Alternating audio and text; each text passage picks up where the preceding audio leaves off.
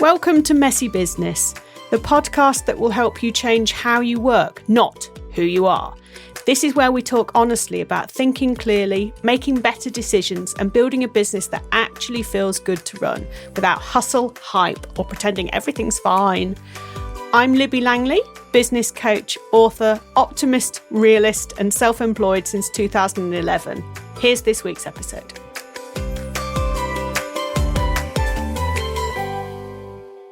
Hello there.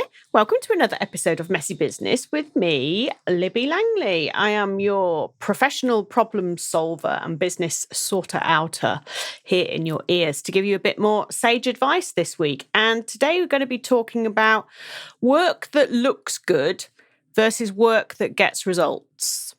And if you've been here for any length of time whatsoever, you will know that this is not going to be about hustle, because work that gets results is not do more, blah, blah, blah, hustle harder, come on, woo, bro. It's none of that. It's about being effective in your time, because time's really precious, right? And I don't know about you, but I don't want to spend all my time working. So I don't suppose you do either, even though I bet you do quite a lot of working.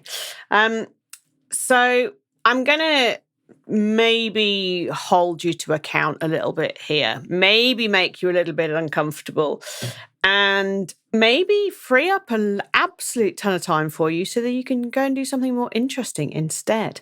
It's funny, when people send me messages about what they're doing when they listen to my podcast, I adore those messages. So do tag me in a social media post or DM me or something. They're brilliant, and they just really make me howl. But it's about efficiency, right?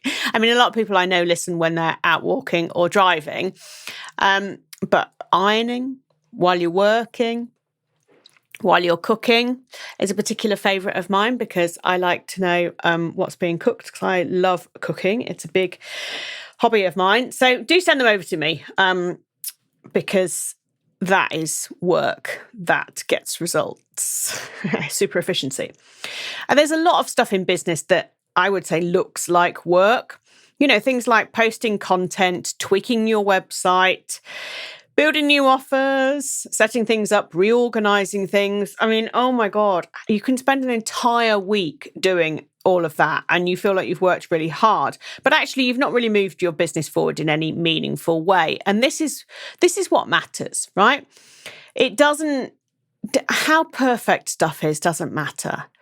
How often you do things sort of doesn't matter. It's about whether they work or not. And honestly, I've spent weeks and weeks and weeks tweaking my website over the 15 years I've been in business. I think the last 5 years have probably been the worst, because in terms of time spent on that, because I've been refinding my feet from a very strong start in business and refinding my positioning and stuff. And I rewrote it, I think, at the beginning of 2026, and it's fine. I've not looked at it since. It's fine. In fact, it's probably half decent. But it's just like, actually, if you stop tinkering with stuff and you start sharing a clearer message, that's just going to be much better for you. And the amount of time it frees up is insane. You know, I've spent so much time creating new things and perfecting new things and spending time in Canva, you know, moving things one pixel to the left. And it just doesn't really make any difference. It doesn't. Still, the single best thing for me in terms of getting new work, new clients, new contracts, new opportunities is networking, is getting out there and talking to people. And if you're a service provider, then that's probably the same thing for you. But we are told over and over again that we need to post more and, be more visible. And it's like, yeah, but if you only need, say, 10 clients a year to make a difference to your business, then posting every day on social media, it doesn't feel like the right thing. And I'm not saying don't post on social media, because we all know social media is dead important. But it's about having the balance of what looks good.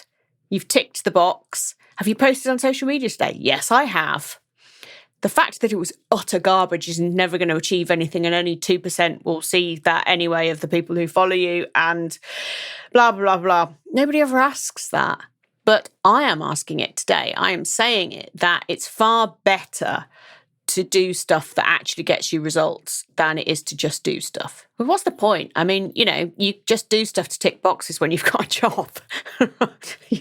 When you've got your own business, you don't do that. You can fill your day with meetings if you've got a job, and, it looks good. You look like you're busy. You look like you're efficient. But have you actually achieved any? Sorry, it looks like you're effective. Have you actually achieved anything?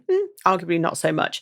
But there you go. That's a whole different topic. But so what's the difference between visible work and effective work? Well, quite simply, visible work is the stuff that can be seen, the stuff that you can tick off a list. Like posting on social media is a really good example of that, because it's unlikely you'll just post something on social media. And it's unlikely that one post on its own is going to actually make any difference. So if you have got into the habit of told yourself that you need to post every day on social media, you need to look at what that brings in, what difference that makes. And the number of followers and the number of impressions or views or whatever doesn't mean shit, to be honest. It's an entirely vanity metric to measure. So unless your social media is actually resulting in conversations, which then may or may not convert into clients or opportunities or collaborations or something, right?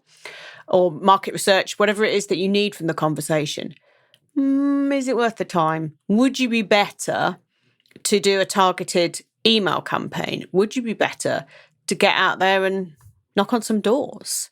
Would you be better actually doing something else? Because there's people who have hugely successful businesses that are not visible particularly, but they're earning the money and they're doing the work. And is that not what matters? That's certainly what matters to me. I spent a long time trying to be visible about stuff. And actually, I quite like not being massively visible.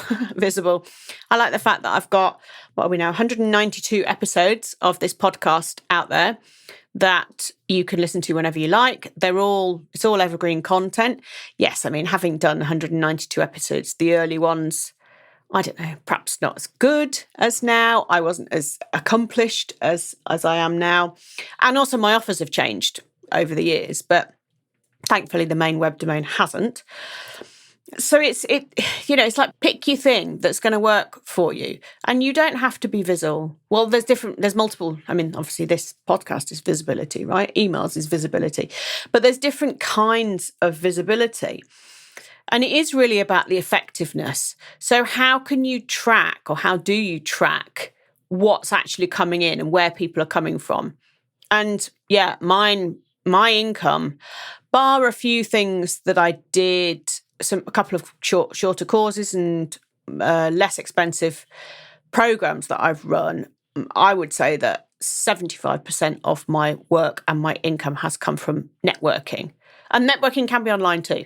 But just, from getting out there and talking to people. But it's like, have I spent over the years 75%?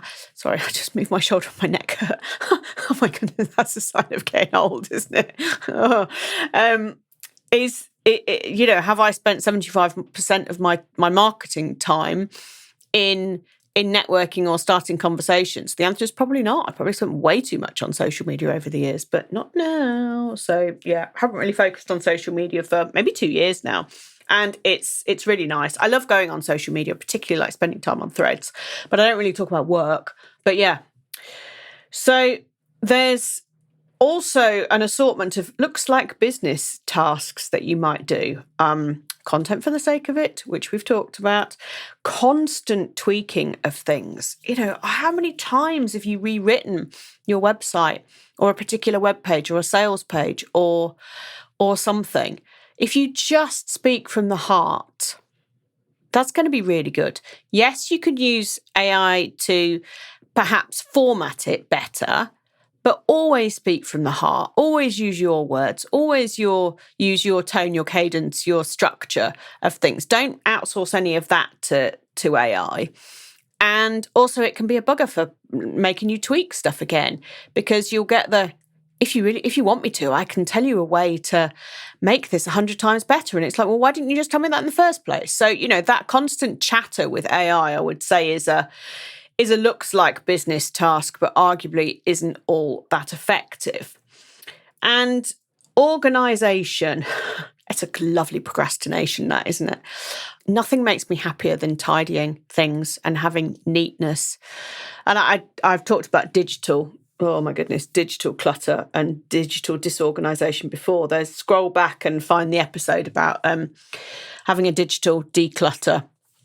It's just insane. I lose control of my inbox quite regularly.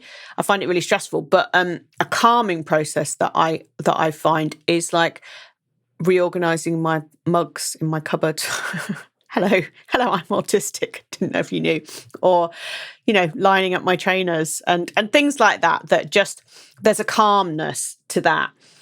And you can transpose that into business, because you can spend time organizing things that doesn't actually make any difference. Sometimes you're better to just create a folder that's called archive or stuff I no longer need, and just drag stuff in there, because you can search it, right? And it, rather than spending 3 days in going through it all, which, yes, if you listen to that previous episode about a digital declutter, I do recommend, but it depends if it's if it's effective and it's good work and it's actually going to make a difference, or you're procrastinating something else, or just pretending to look busy. Which, like I say, do that if you've got a job. Do that if someone's paying you. Don't do it if you're self-employed, because time is money. Time is money. And also, it's nice to not work all the time, because your brain never switches off. So that's still work. You're still thinking about stuff all the time. And I think what we gravitate towards all those things because it feels productive, feels like we're doing something, and feeling like you're doing something is really important to feel like you're moving forward. It's also easier to control, and crucially, it avoids the kind of harder decisions.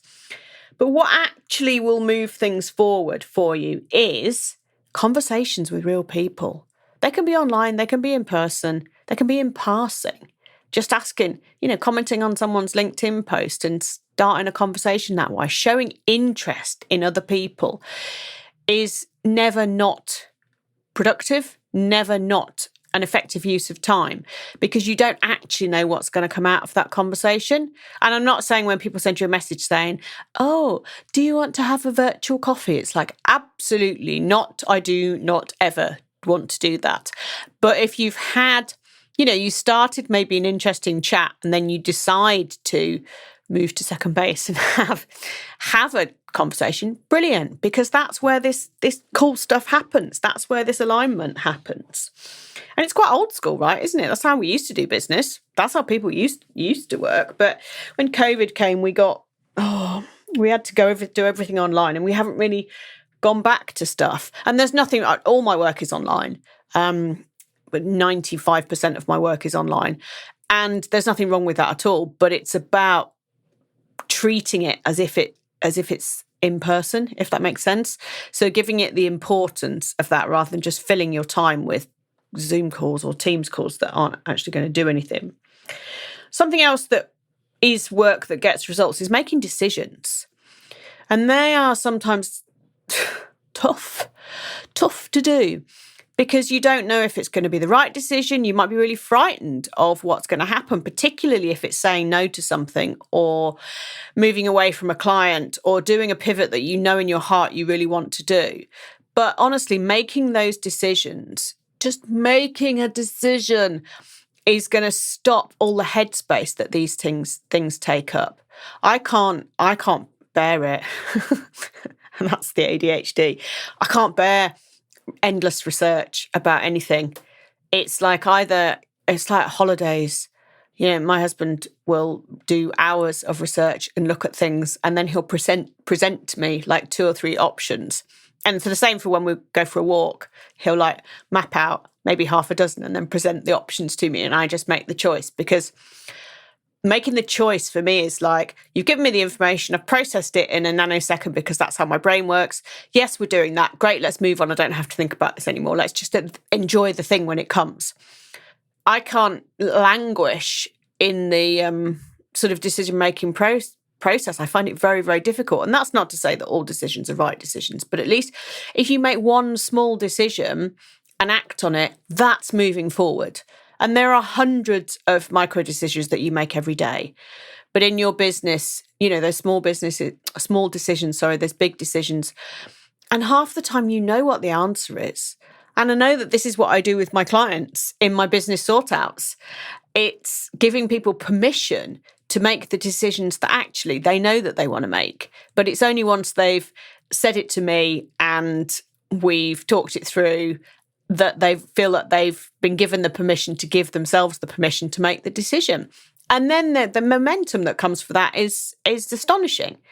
Because it's like, the brakes are off. Yes, good. I just want to do this. I don't have to do that, and that. And it's really liberating and really freeing. But you have to make the decisions, right? Same as you have to fix what's not working. If you are sticky plastering papering over the cracks endlessly, it is a nightmare to actually sort any of this stuff out.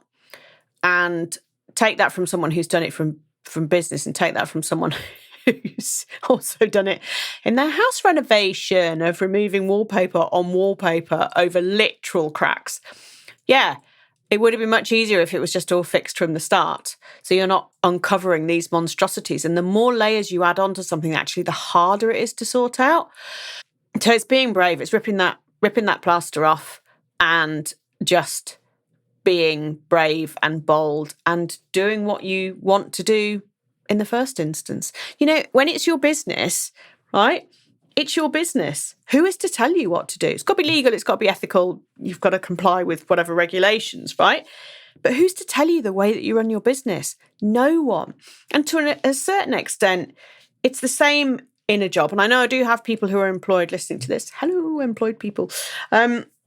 It's the same in a role to a certain extent, because if you have an idea that will make the business more effective, more profitable, more streamlined, whatever, if you never voice that, you're going to just end up being a bit disgruntled and think, well, this is stupid. And also then you're going to end up adding more busy work on, because it's like, well, if this happened, this would be so much better. But, I haven't said anything. Therefore, I'll just keep spending all day in meetings or doing spreadsheets.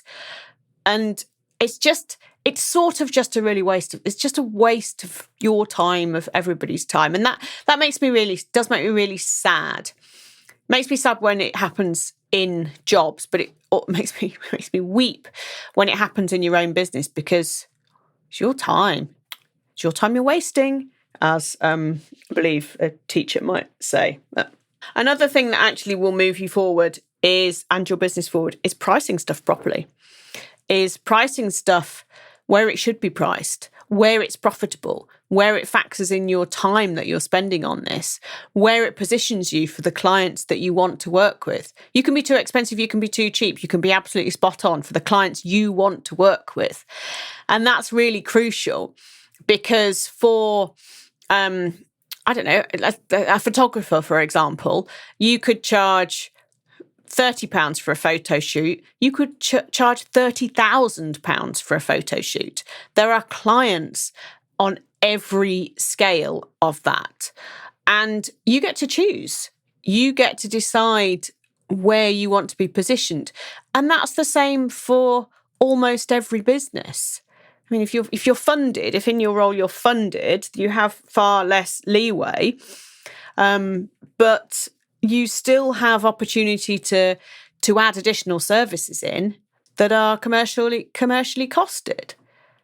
Or it's about efficiency of the way that you work, right? If you're funded, so pricing is so sensitive, but not necessarily to the market, which I know is a bit controversial. And maybe I'll do a whole episode on that sometime, because there's still, even in these fluctuating times that a certain Mr. Trump is causing, and and the cost of living and blah, blah, blah, blah, all the things that we're battling against every day, right?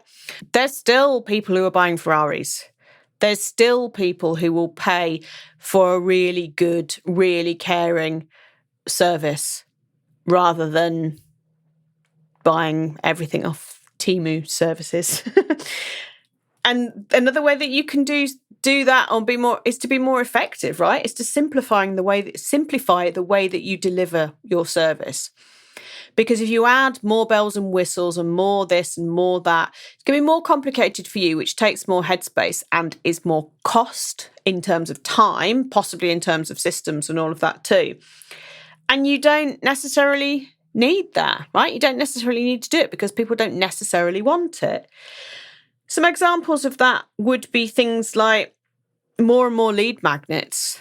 Do you need 23 for every particular issue someone might encounter, or do you need one, maybe two, or none? I've got rid of all of mine. If you want to hear from me, if you want information from me, then you sign up to get my emails, because my emails are really good. I send generally one a week, and that's kind of it. Unless there's something amazing going on, which generally it's just like, here's my thing. Do you want to work with me? And this is all tons of useful stuff every week that's going to help you in your business. And that served me pretty well, actually. And it's a lot less stressful because I can say with absolute genuine confidence that they're going to help you. Whereas a lead magnet, there's so many caveats with that. Not to say don't have a lead magnet, but yeah, it's been better for me. It's been more efficient for me, and it's been more effective for me since I stopped kind of trying too hard with it. So go to libbylangley.com/email if you want to get my emails and sign up. Another thing that we add in is programs you don't necessarily enjoy running. I've done that. Love the people, don't necessarily love the vehicle. And so you don't have to do that, right? But adding of layers instead of fixing the core is it's work that looks good. It's not work that gets results. The danger is that you're building something that looks impressive but is inefficient, draining and confusing, especially to you. And if it's confusing and draining and inefficient to you, then God only knows how it's coming across to other people. And that might be why you haven't got as many clients as you want, or you're not making as much profit as you want. All comes back to efficiency and simplicity and profitability, which are three lovely words. So I'd ask you to ask yourself, pretty much on everything you're doing, does this improve how my business actually runs? Or is this appropriate to how I want my business to run? And if you spent 4 days tweaking colour palettes in Canva on some Instagram posts, I would say no. It doesn't matter what your business is. I would say no. And yet we've all done it, right? We've all had periods when it's like, what the hell am I doing? So catch yourself. Just be more conscious of what you're doing, right? And I think it's important to say that it might be nice doing stuff like that. A bit of procrastination time is sometimes just really nice. Like, I'm just going to let myself do faff about for half an hour or half a day, whatever. If it makes you happy, sometimes that's good. Sometimes that's grounding. But if you're doing too much of that and it's more than 10% of your working week, you need to catch yourself. You need to check yourself and manage yourself, really, right? So I would say, absolutely, stop trying to look like you're running a good business. Because who gives a monkeys? Nobody, really. You can make up a load of lies and post it on social media if it's going to make you feel better about how amazing your business is. Whatever, it doesn't matter, right? What matters is the focus that you've got on actually running a business properly for you, and having integrity, and which, don't post lies on social media, but you understand the point I was making. And delivering a really good service for your clients and getting paid for it. That's literally the point of a business. Get some clients, find some clients, connect with the clients, get the clients to sign up, get the clients to pay you, deliver the thing that they've paid you for. That's it, right? It's like a 4 or 5 step process. It doesn't need this and this and this and this and this and this and this and this and this and this and this and this and this and this. It doesn't. So this is your permission to just stop all that rubbish and just focus on the bits that you enjoy, that you're good at, that you want to do, and that pay the money. Because, that's really the point of having a business, is that we earn some money doing something that we love with people that we enjoy working with. Okay. So I don't want to hear anything about how busy you are. I want to hear about what results you've got from the activities you have done today. So feel free to email me or DM me on social media, and you can just send me a list of the things that have been worth doing today. And you can also send me a list of the things that you found yourself doing that have been an utter waste of time. Open for both. Non-judgmental space, and I'll go, yeah, same, because it always resonates. So pep talk for today. There you go. All right. Lots of love, and I'll see you next time on another episode of Messy Business. Ta-ra!